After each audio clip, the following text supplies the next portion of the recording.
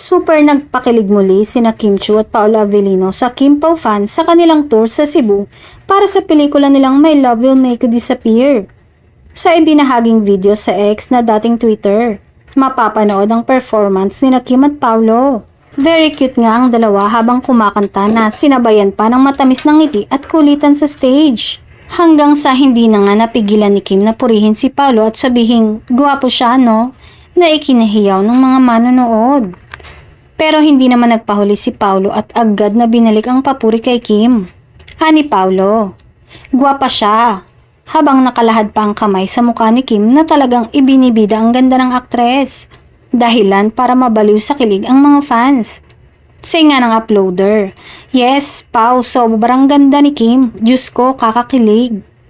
Tila hindi umepek ang mga pambabash na ginawa sa aktres dahil tila mas minahal siya ng mga netizens lalo na ng kanyang mga taga-suporta.